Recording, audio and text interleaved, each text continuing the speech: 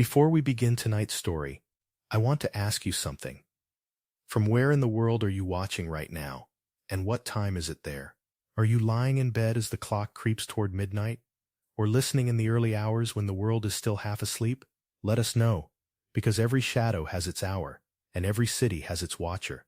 And remember, sometimes the darkest stories are not imagined. They are simply waiting for you, in the silence. Chapter 1.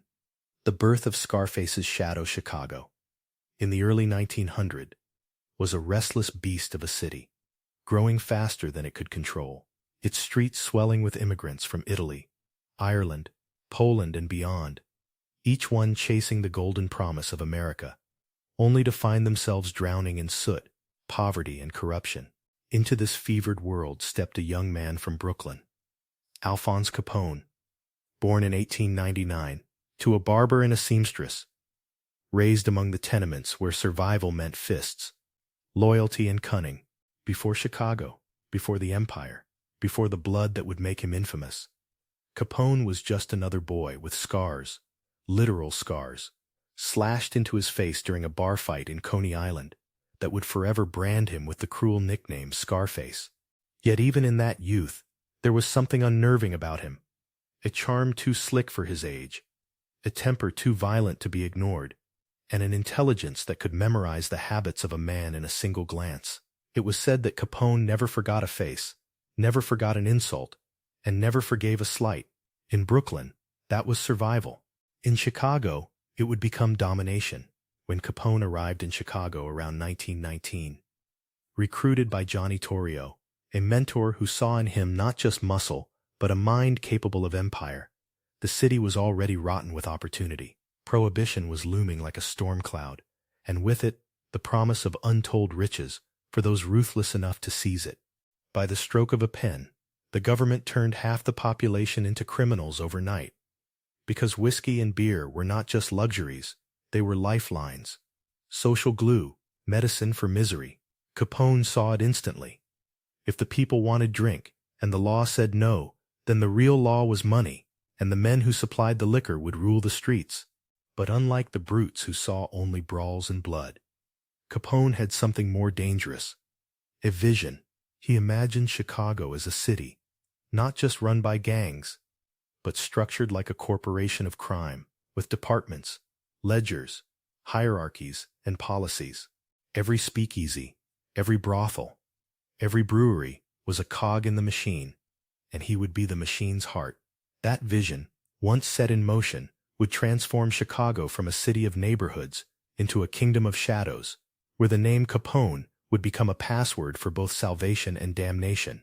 But Capone's rise was not just about whiskey and money. It was about control of perception. He cultivated an aura that blurred the line between gangster and celebrity, between monster and benefactor. Newspapers couldn't resist his grin, his tailored suits, his ostentatious generosity.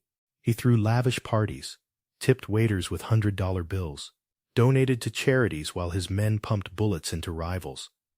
It was this duality that made him magnetic and terrifying. A man who could host a banquet for orphans one evening and order the execution of 5 men the next. Chicagoans whispered that he had a second sight, that he knew who would betray him before they themselves had even decided.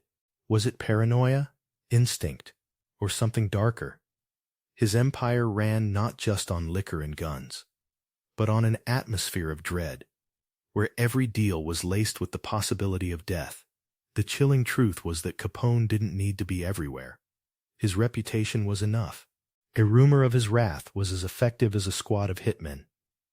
And so, from the alleys of Brooklyn to the boardrooms of corruption in Chicago, the shadow of Scarface began to stretch, swallowing the city one block at a time, until even the bravest politicians admitted in private what they would never confess in public.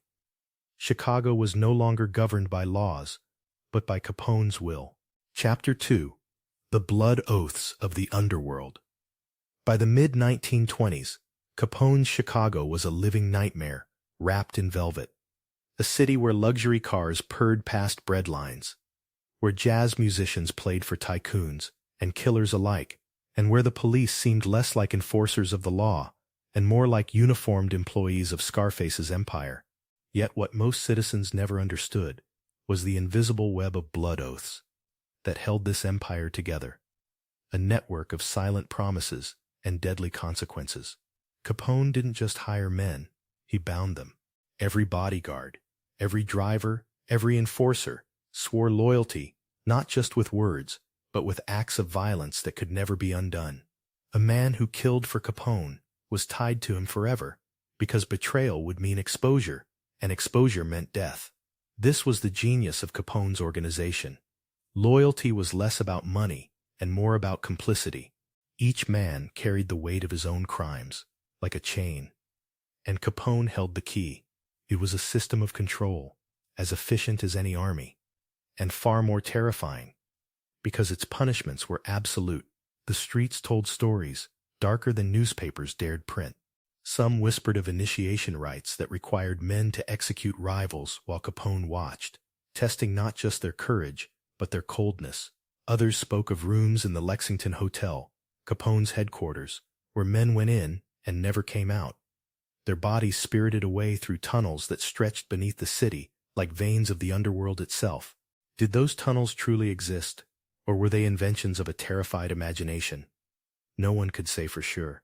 But in Chicago, the rumor of death was as potent as death itself.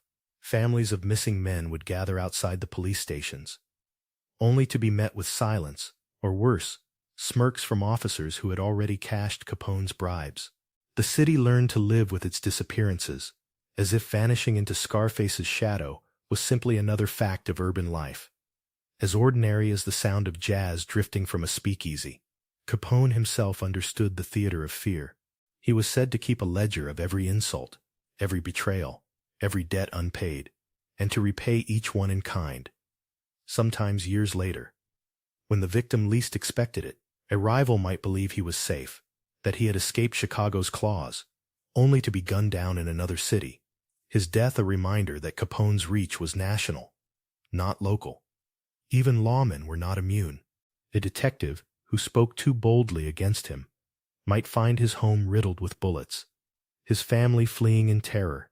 And yet, alongside this reign of fear, Capone maintained his public mask as a benevolent king, a man who gave turkeys to the poor on Thanksgiving and fed entire neighborhoods during the Depression. This paradox was maddening. How could one man be both executioner and provider, both destroyer and savior? Perhaps that was his true power, not merely to rule the city, but to warp reality itself, until people no longer knew whether to curse his name or whisper it in prayer. And so, by the time Chicagoans realized how deeply Capone's blood oaths had bound their city, it was too late. The police were his. The politicians were his. The courts were his. Even the churches, some whispered, feared him more than they feared the devil. Chicago was not merely under his control. It was a living reflection of him, a city whose veins pumped with liquor, fear, and silence. And in that silence, Capone's legend grew. Not as a man, but as a force of nature, unstoppable, unpredictable, and terrifyingly eternal. Chapter 3. The Kingdom of the Lexington Hotel.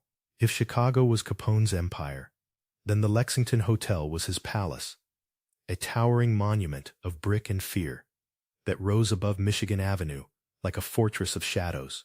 By day, the Lexington was a respectable establishment, filled with traveling businessmen, jazz musicians, and wealthy patrons sipping cocktails under the soft glow of chandeliers. But by night, its walls seemed to tremble with darker music, the clicking of dice in smoky backrooms, the laughter of men who knew they could kill without consequence, the muffled sobs of those dragged in against their will.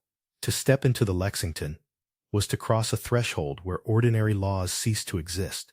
Journalists who visited its ornate lobby whispered that Capone's presence could be felt even if he wasn't in the room, that the staff looked at him with something closer to worship than fear, that guests lowered their voices when his name passed their lips, as though even the wallpaper had ears. The Lexington became more than just a hotel. It was a hub of operations, a beating heart that pumped blood into every corner of Capone's invisible city. Reports suggested he commandeered the top floors, transforming them into a labyrinth of private suites, meeting rooms, and hidden chambers. Rumors swirled of underground tunnels, connecting the hotel to secret garages and escape routes, some leading miles away, allowing Capone to vanish at will. Did these tunnels truly exist? Some investigators swore they uncovered bricked-up corridors years later, while others claimed it was all myth.